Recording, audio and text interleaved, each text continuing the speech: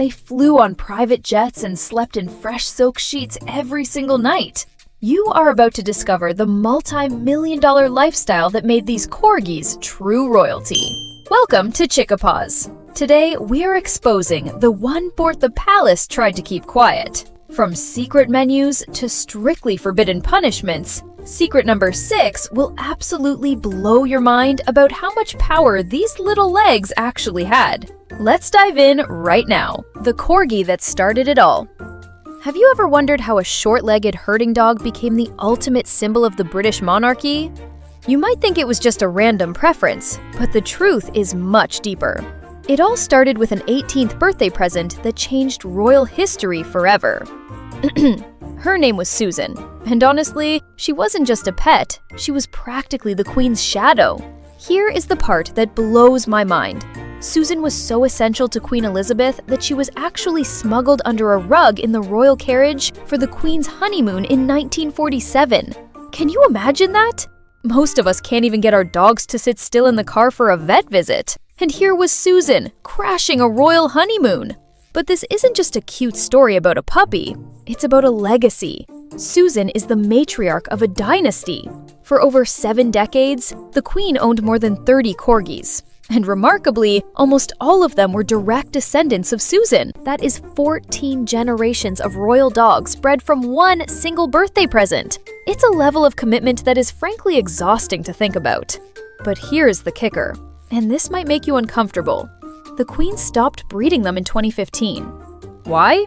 She explicitly told a horse whisperer friend that she didn't want to leave any young dog behind when she passed. That hits hard, doesn't it?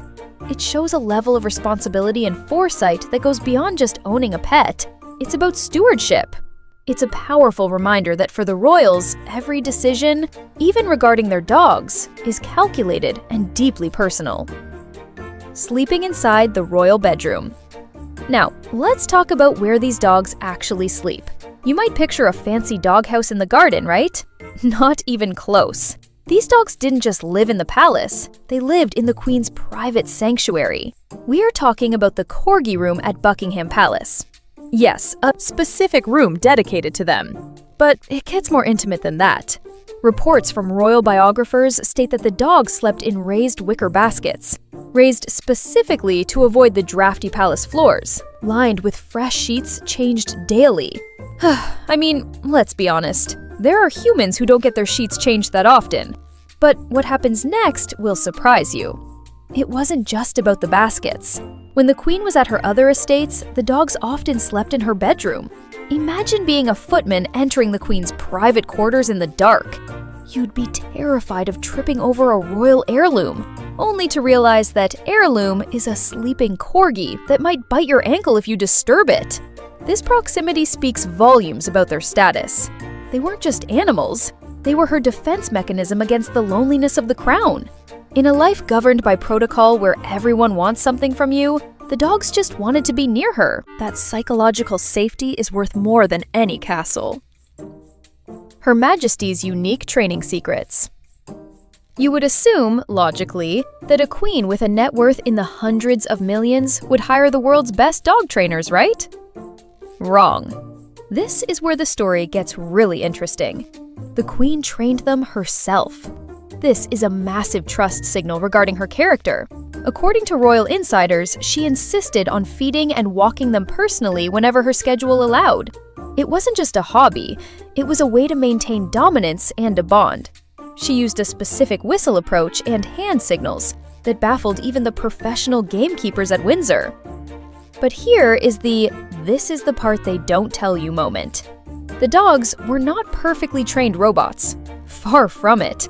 They were known to be a bit unruly. And honestly, I think she liked it that way.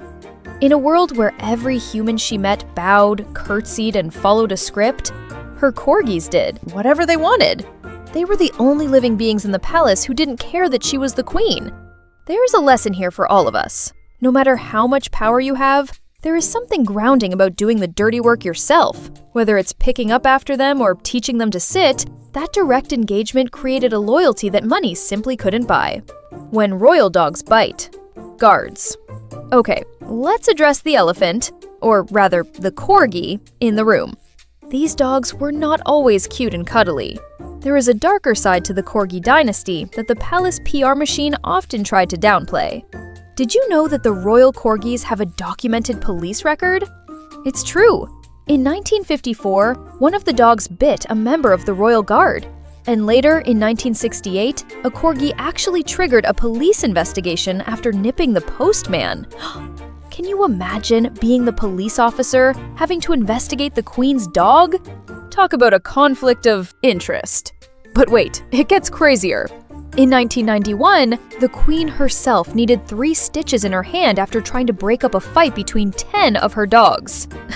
It sounds like a scene from a chaotic sitcom, not the life of a monarch. This brings up a fascinating point about power dynamics. If your dog bit a guard, you'd be in serious trouble. But when a Royal Corgi does it, it's just a palace incident. It creates a strange sense of discomfort, doesn't it? It reminds us that there are different rules for different people.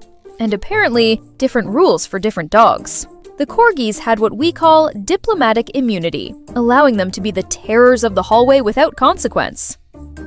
Flying private on royal jets.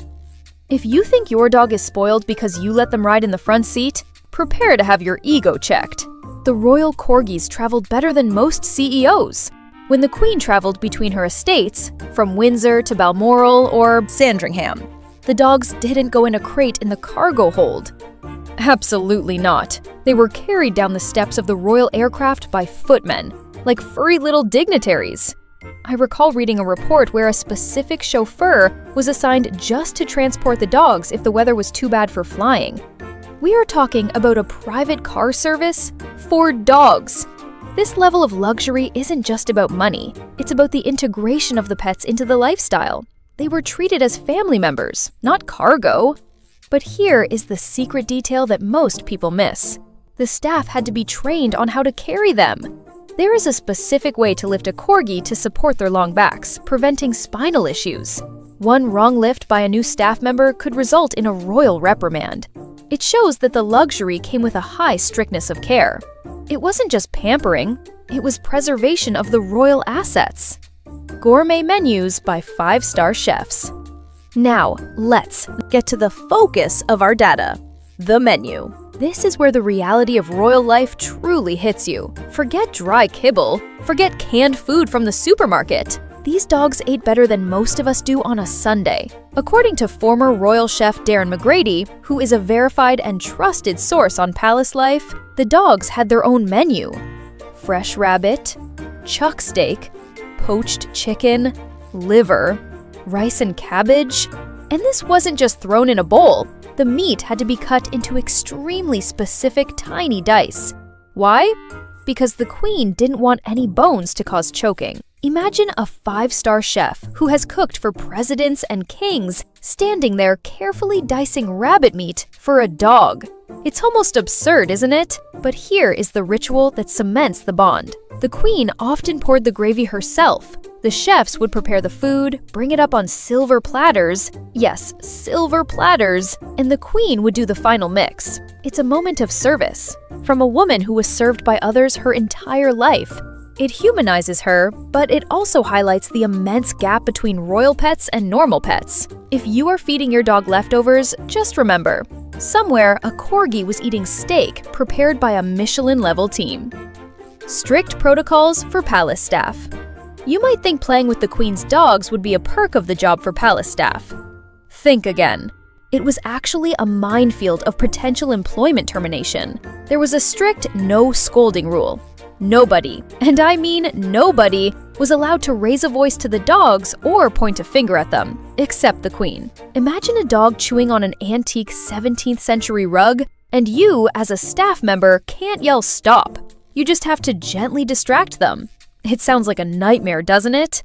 But what happens next will surprise you regarding the treats.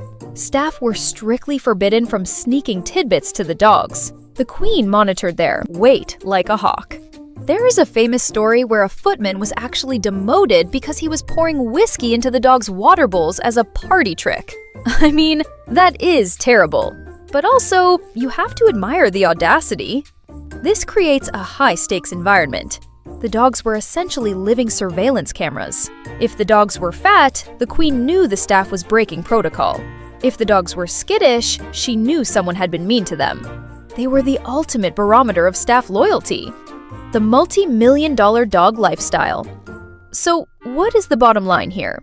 When you add up the private jets, the gourmet food, the veterinary care, and the dedicated staffing, the net worth of the lifestyle these dogs lived is in the millions. But looking at the numbers misses the point.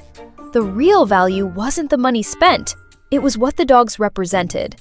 They were the one constant in a century of massive change. Prime ministers came and went. Empires fell. Technology changed the world. But the Corgis remained. They were a living brand for the monarchy. You saw a Corgi, you thought of the queen. That kind of branding is priceless. It made the monarchy feel approachable, warm, and consistent.